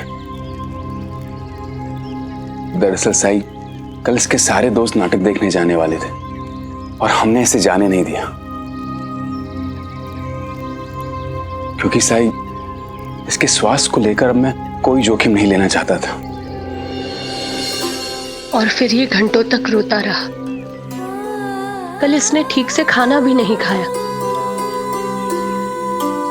और साईं, पहली बार ऐसा हुआ है कि ये बिना दूध पिए ही सो गया। अभी भी देखिए कितना नाराज है। बड़ी मुश्किल से हम इसे यहाँ लेकर आए। यहाँ आओ मल्हारी।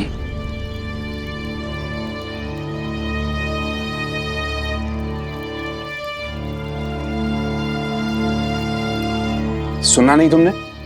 साईं बुला रहे हैं तुम्हें यहाँ पर। खालसा भतीजी,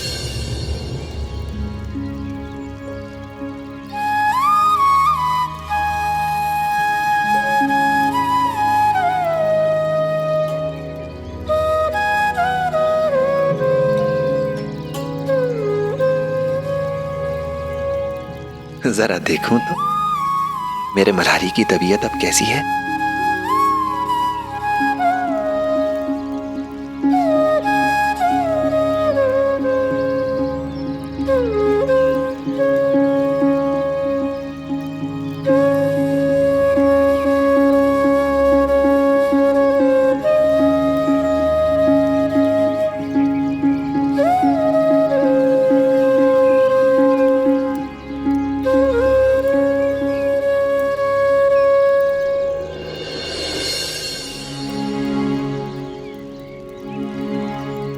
अरे वाह, तुम्हारी तबीयत तो बिल्कुल ठीक है। सच? मतलब मैं बादाम खा सकता हूँ? नहीं, बादाम तो नहीं खा सकते, पर हाँ, अपने दोस्तों के साथ कहीं भी आ जा सकते हो। अब क्या फायदा साईं, नाटक तो खत्म हो गया। कोई बात नहीं, अभी तो कई नए खेल होंगे, तुम कभी भी जाकर देख सकते हो।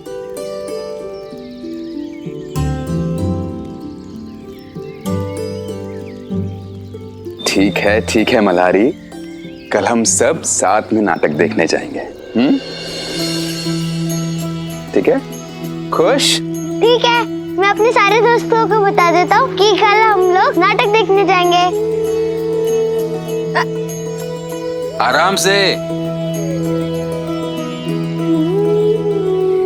मल्हारी की तबीयत अब ठीक है, लेकिन हमें ध्यान रखना होगा कि मल्हारी को बादाम से दूर रखना है, हर हाल में। आप दोनों को ही ध्यान नहीं रखना है, बल्कि मल्हारी के दोस्तों को, उनके परिवारों को और अपने अड़ोसियों पड़ोसियों को भी बता दीजिए। कोई भी मल्हारी को बादाम ना दे, गलती से भी। जी साईं, हम इस बात का ध्यान रखेंगे। आज्ञा दीजिए। राम जी भला करे।